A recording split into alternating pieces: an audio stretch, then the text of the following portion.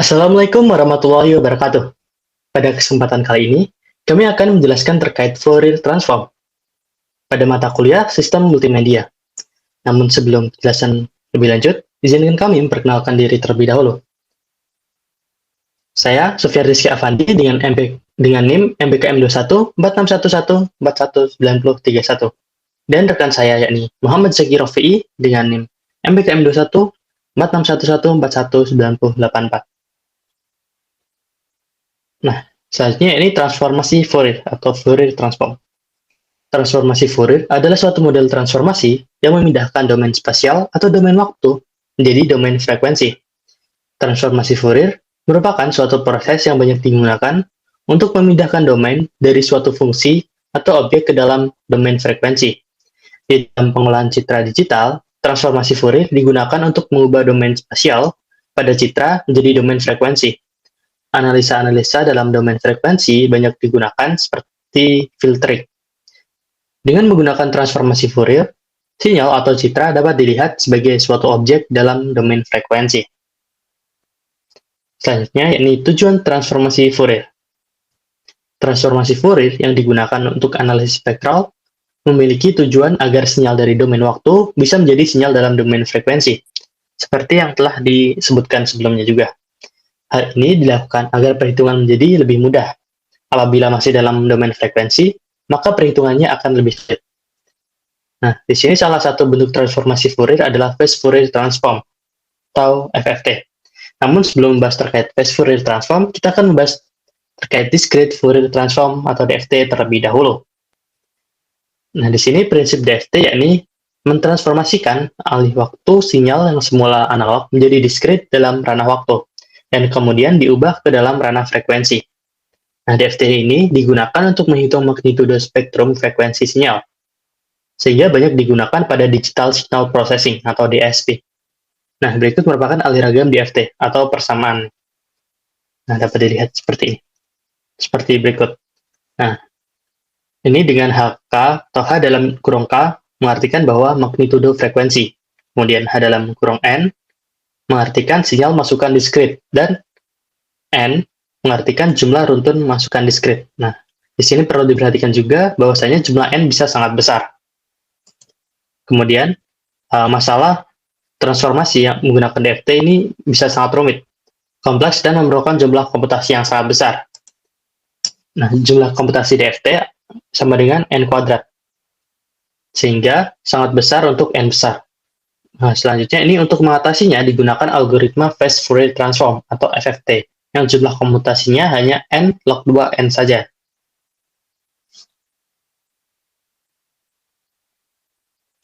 Next, selanjutnya ini Phase Fourier Transform atau FFT.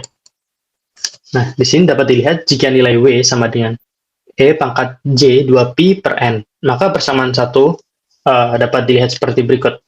Nah, dari H1K seperti ini. Untuk syaratnya sendiri, untuk 0 kurang dari sama dengan K, kurang dari sama dengan N-1. Nah, di sini runtut bernomor genap, yakni H0, H2, H4, dan hingga H dalam kurung N-2, dan runtut bernomor gasal, yakni H1, H3, hingga H dalam kurung N-1. Kedua runtun berisi N per 2. Runtun genap bisa ditandakan dengan H dalam kurung 2N, dengan N sama dengan 0 sampai N sama dengan N per 2-1. Sedangkan runtun gasal menjadi H dalam kurung 2N-1. Nah, sehingga persamaan satu ini bisa ditulis ulang menjadi seperti di bawah ini. Nah, dapat dilihat di sini persamaan yang ditulis ulang. Selanjutnya, nah, di sini selanjutnya dengan menggantikan W pangkat 2 NK, N sama dengan W pangkat NK, N per 2. Maka persamaannya akan menjadi seperti berikut. Di sini. Nah, berdasarkan ini juga, maka dapat disusun sebuah algoritma kupu-kupu atau butterfly FFT. Nah, di sini juga dapat dilihat dari A di sini, B hingga ke C. Nah, di sini FFT mengandung N per 2 log 2N. perkalian kompleks dibandingkan dengan N2 pada DFT. Penghematan perhitungan dalam perkalian kompleks ini N kuadrat min dalam kurung N per 2 log 2N. Nah, masing-masing kupu-kupu berisi dua penambahan kompleks, sehingga FFT membutuhkan N log 2N dibandingkan dengan N dalam kurung N-1 untuk DFT. Nah, penghematan penambahan kompleks ini N dalam kurung N-1 min N log 2N. Nah, di bawah ini juga dapat dilihat tabel perbandingan perhitungan kompleks pada DFT dan FFT. Nah, di sini merupakan DFT dan di sebelah kanannya ini FFT. Nah, dapat dilihat seperti pada nomor 1 di sini, yang pertama di sini. Dan ini N log 2-nya bernilai 2, kemudian N4. Nah, kemudian pada DFT perkalian kompleksnya menjadi 16. Dan penambahan kompleksnya ini 12.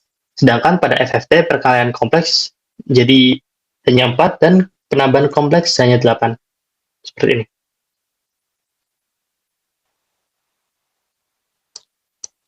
Nah, selanjutnya ini proses Phase Fourier Transform atau FFT.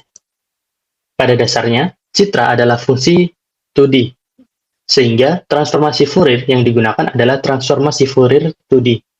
Nah, langkah-langkah untuk membuat program transformasi Fourier pada citra menggunakan Visual Basic adalah sebagai berikut. Nah, di sini yang pertama, kita dapat membuat project terlebih dahulu dengan menekan ini Ctrl Z, sehingga muncul tampilan project baru dengan form kosong yang kemudian dapat dibuat seperti gambar di sampingnya. Nah, selanjutnya, pada tahapan ini hingga tahapan akhir akan dijelaskan oleh rekan saya.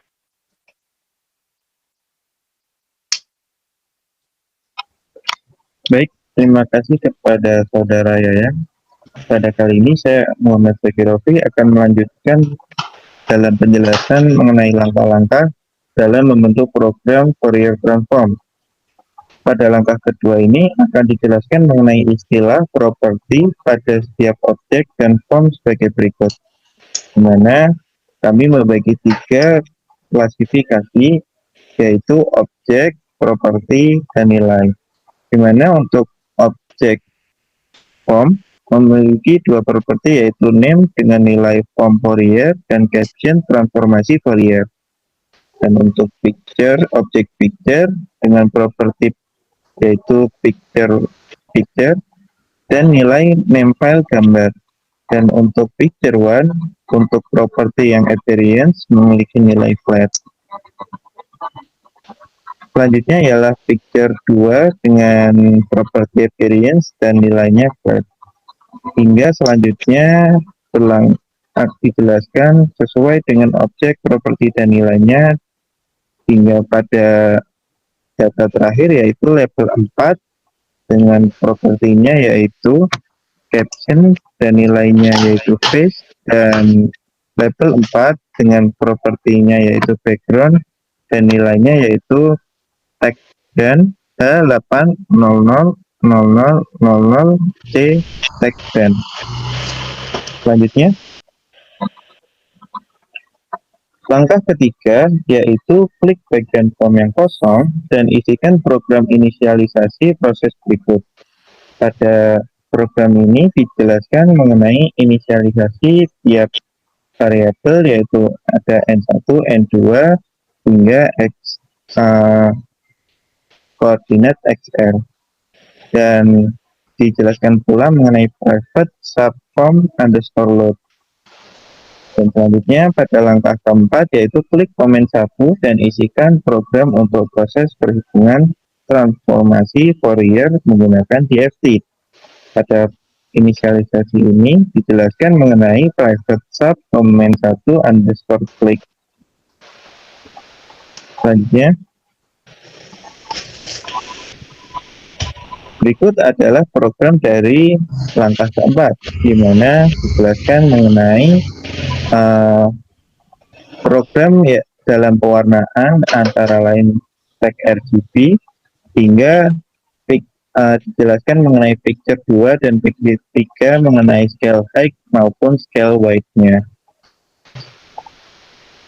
Selanjutnya,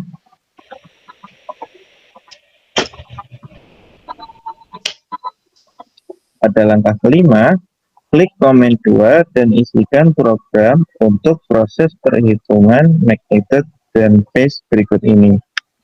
Pada program ini, seperti pada langkah sebelumnya, dijelaskan pula mengenai private set komen 2 underscore click-nya, di mana untuk langkah kelima ini, picture 4 dan picture 5 dijelaskan mengenai scale height, dan scale width-nya. Dan dijelaskan pula mengenai pewarnaan RGB-nya juga. Selanjutnya, pada langkah ke-6, klik komen 3 dan isikan program untuk proses keluar dari program berikut ini. Ditandai dengan private subdomain 3 underscore klik dan fungsi unload me. Pada langkah ke-7, simpan form ini dengan nama form Fourier seperti nama formnya, dan simpan projectnya dengan nama project Fourier. Berikut contoh hasil Fourier transform 8x8 yang telah kita lalui, di mana sampel awal dari project ini ialah harimau dan hasilnya tampak pada bagian bawahnya. Baik, selanjutnya akan dijelaskan mengenai topik fungsi phase Fourier transform atau FFT. Tampak pada bagian atas merupakan spektrum dari FFT sinyal sebuah alat musik. Pada bagian kiri yang dianalisis dan menghasilkan spektrum gamma. Dengan melakukan thresholding pada amplitudo, maka bisa dihasilkan sinyal tunggal tanpa banyak mengubah sinyal aslinya, sehingga menghasilkan jumlah data yang lebih sedikit. Untuk selanjutnya akan dijelaskan mengenai transformasi cosinus diskrit. Transformasi cosinus diskrit atau disebut dengan discrete cosine transform atau DCT adalah model transformasi dari Fourier yang dikenakan pada fungsi diskrit dengan hanya mengambil bagian cosinus dari eksponensial kompleks dan hasilnya juga diskrit. DCT didefinisikan dengan fungsi berikut.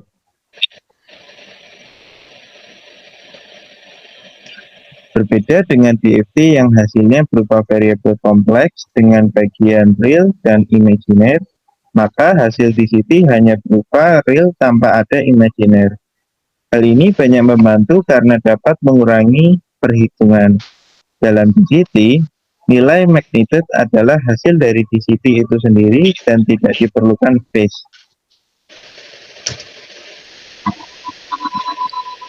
Selanjutnya akan dijelaskan mengenai algoritma Fourier transform. Tampak pada bagian kiri dijelaskan mengenai flowchart dari algoritma Fourier transform. Proses ini diawali dengan proses mulai, dan selanjutnya ialah input file image dan dilanjut proses pengecekan apakah image berupa RGB. Jika tidak, maka akan kembali ke tahap awal, yaitu mulai, dan apabila iya, maka akan dilakukan proses FFT 2. Selanjutnya akan dilakukan proses kompresi dan dilanjutkan yaitu tahapan output file image, dan algoritma atau proses dari Fourier transform telah selesai. Setelah dijelaskan mengenai algoritma Fourier transform, akan dijelaskan pula mengenai algoritma kompresi yang menggunakan teknik Fourier transform. Hal ini tampak pada flowchart pada bagian kiri, di mana diawali dengan proses mulai dan dilakukan proses inisialisasi I sama dengan 1. Selanjutnya akan dilakukan pengecekan apabila I kurang dari sama dengan 100, maka akan dilakukan proses perubahan nilai hingga pada proses yang berlangsung berturut-turut pada bagian bawahnya hingga nilai I tidak kurang dari sama dengan 100. Apabila nilai I sudah tidak kurang dari sama dengan 100, maka proses akan berlanjut pada tahapan selesai. Hal ini tampak pada alur pada bagian kiri, di mana tahapan 3 langsung menuju pada tahapan akhir. Selanjutnya, baik, demikian penjelasan dari saya kembalikan kepada Saudara Yayan. Baik, terima kasih. Mungkin cukup sekian dari presentasi kami. Mohon maaf apabila terdapat kesalahan. Wassalamualaikum warahmatullahi wabarakatuh.